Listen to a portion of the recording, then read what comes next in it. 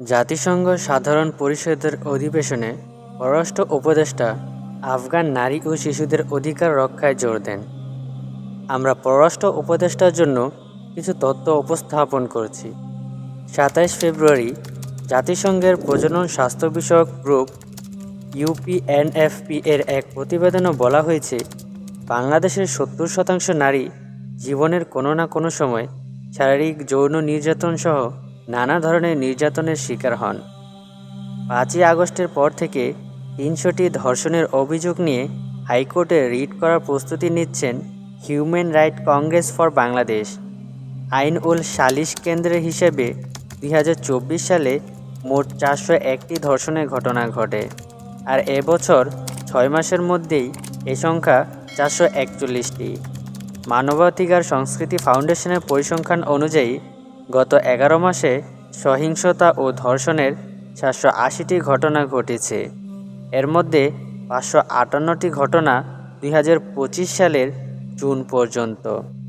গত ২৪ মার্চ রাজধানীর side up মিলনায়তনের blast আয়োজিত যৌন হয়রানির নিরসনে উচ্চ আদালতের নির্দেশনা, বর্তমান অবস্থা ও বাস্তবায়নের করণীয় শীর্ষক মতবিনিময় সভায় একটি গবেষণার ফলাফল তুলে ধরে উল্লেখযোগ্য তথ্য উপস্থাপন করা হয়েছে। গবেষণার ফলাফল তুলে সবাই জানানো হয়েছে, পাবলিক বিশ্ববিদ্যালয়গুলোতে ৭৬%, বেসরকারি বিশ্ববিদ্যালয়ে ৬৬% এবং মেডিকেল কলেজে যৌন হয়রানির শিকার হন ৫৪% ছাত্রী। ছেলে সহপাঠীদের মাধ্যমে ২৫% এবং ক্যাম্পে আসা অন্য পুরুষদের মাধ্যমে ৭.৯% ছাত্রী হয়রানির শিকার হন।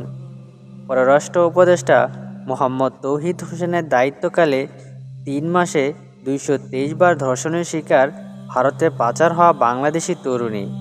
১৬ সেপ্টেম্বর আম্বিয়া আক্তার মেয়েটির বাবা নেই, মা প্রবাসে থাকে এবং দ্বিতীয় বিয়ে করেছে।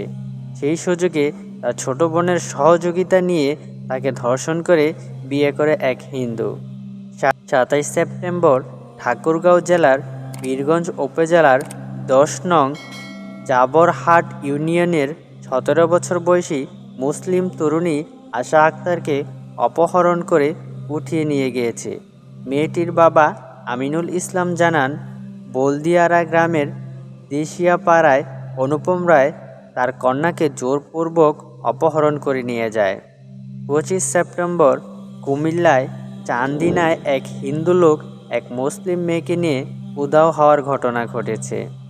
এগুলো এমনকি সোশ্যাল মিডিয়াতেও আসেনি।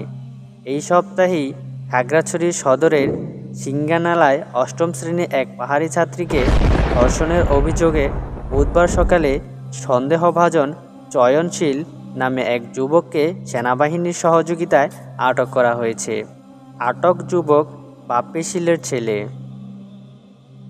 তৌহিদ সাহেব হয়তো দেখেনি আল জাজিরার news heading rape as a political tool in India কিংবা রিসার্চ গেট এর গবেষণা rape as a tool a political mobilisation, the experience of India Muslim. Touhid Saheb কিন্তু ইন্ডিয়াকে নারী ও শিশুদের অধিকার রক্ষায় কোনো জোর দিতে বলেননি। কেন? যদি কিছু মনে করে আবার এই ভয়ে, কাদের প্রতি আপনাদের ভালোবাসা আর কাদের প্রতি আপনাদের প্রতিহিংসা তা আপনারাই স্পষ্ট করে দেন। বাহানা করবেন না, আপনারা নিজেরাই আপনাদের অন্তরের অবস্থা প্রকাশ করে দিয়েছেন।